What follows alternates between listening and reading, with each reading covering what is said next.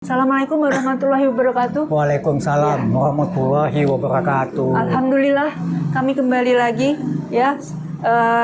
Kami dari UI Watch, Pak Buyung Iskak dan saya sendiri Nanda Murni kembali lagi. Kali ini kami ingin membahas sedikit ya mengenai saudara-saudara kita di Rempang yang hingga saat ini menurut saya terabaikan ya.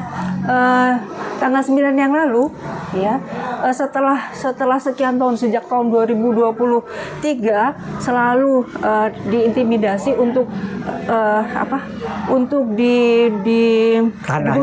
digusur ya, on off. Kemarin tanggal 9 mereka sekali lagi diintimidasi akan digusur. Gimana Pak Buyung? Mungkin ada komentar. Ya, sebenarnya di Rempang ini bukan masalah baru. Ya, betul, ya. Bukan masalah baru. Betul, ya. Itu ada masalah zamannya Jokowi.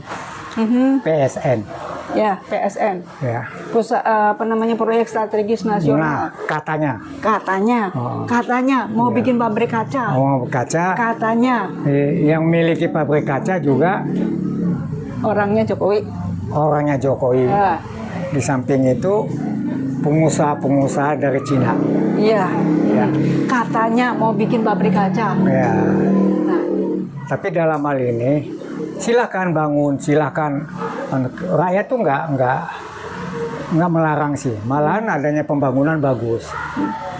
Pembangunan apa dulu? Ya, pokoknya yang namanya pembangunan apapun untuk kepentingan rakyat itu bagus. Gitu ya. Nah, tapi jangan sampai untuk kepentingan konglomerat dan bangsa lain. Ya.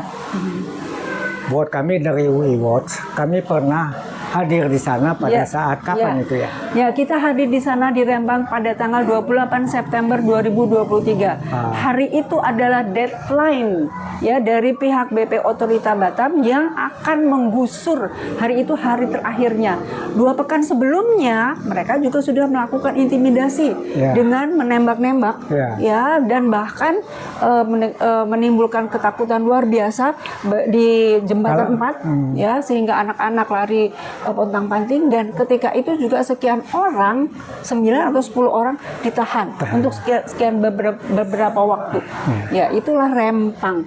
Jadi sudah diintimidasi sejak tahun 2023, padahal mereka itu sebetulnya mempunyai surat hak tebang hutan yang sudah diberikan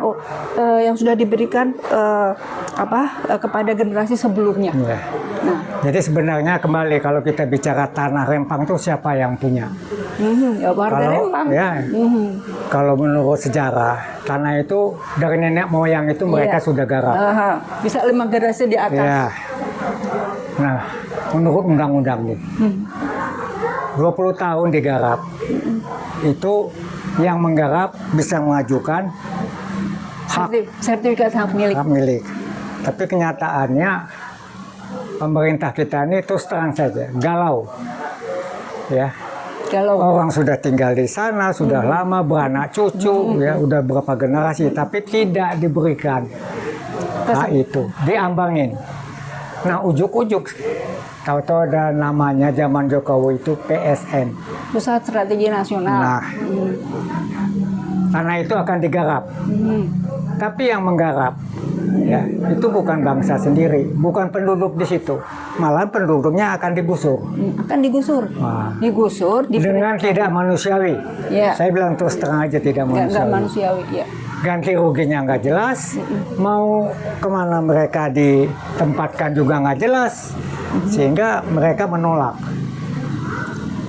Tapi kita berharaplah dengan presiden kita yang namanya Prabowo untuk memperhatikan ini. Nah, kemarin ini tahu-tahu terjadi lagi pematokan diam-diam. 9 Juni. Iya, malam-malam dipatok. 9 Juni 2026. Udah kayak maling aja nih. Dianggap. Jadi aduh, maling teriak maling gitu.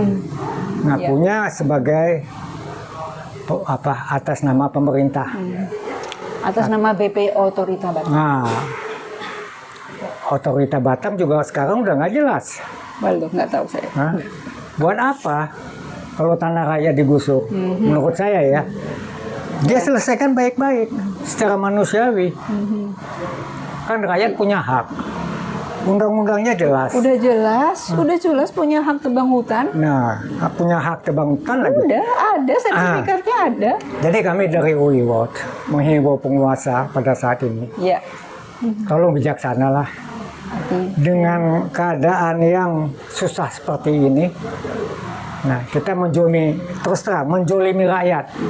Nggak jauh dengan kejadian di Tempat lain. seperti yang kita kemarin bantu itu dari apa? PEK. PEK 2. PEK. Nah, itu juga bermasalah. Nah, kalau Prabowo mungkin sedikit aja, nggak usah banyak, berpihak lah kepada rakyat di tempat yang seperti itu, yang terjelimi itu. Minimal mereka, penguasa pada saat ini itu melakukan hal-hal yang benar. Ya. Itu kalau peduli sama rakyat. Ya, harus peduli. Gitu ya. Iya. Tapi kenyataannya Nah, kan presiden itu harus melindungi rakyat, Itu kan- mensejahterakan rakyat. itu kan kata kita. Nah, enggak, itu undang-undang, Undang-undang. bukan Oke, hanya sip. kata kita. Ya. Itu tugas dan kewajiban dia. Nah, saya rasa demikian Ya. yang bisa saya sampaikan. Ya. Ya. Jadi sebetulnya sekarang ini ya kita ini sebetulnya sekarang dizalimi oleh saudara sesama anak bangsa. Ya, Ya kan? Jadi yang jadi pengkhianat siapa? Yang jadi orang yang menjalimi siapa? Yang dizalimi siapa? Yang menjalimi siapa? Ya kan kita juga kan? Ya. Sebetulnya saudara sesama anak bangsa. tapi untuk kepentingan siapa? Nah, untuk kepentingan siapa? Oh. Tanda tanya besar ya. Oke. Jadi Saya rasa masyarakat bisa mencerna lah. Ya. ya. Jadi kita masih harus terus menyuarakan dan harus terus memperjuangkan Ya. Kita mendukung lah perjuangan masyarakat Rempang. mendukung masyarakat Rempang, dan walaupun jarak kita jauh masih ya, jauh tapi ya. kita berupaya untuk selalu mengingatkan. Jauh di mata, dekat di hati. Amin, insya Allah ya. Itulah. Saya rasa demikian.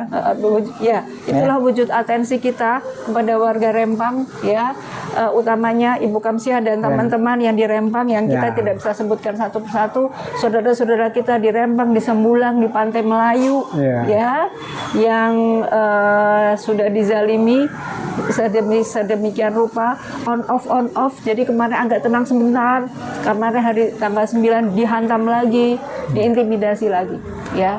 Jadi perjuangan kita masih panjang ya. Terima kasih Pak Buyung sudah berbagi ya mengenai Rempang. Oke, kita akhiri sampai di sini. Terima kasih. Assalamualaikum warahmatullahi wabarakatuh. Selalu dengungkan semboyan Veritas Probitas Justitia.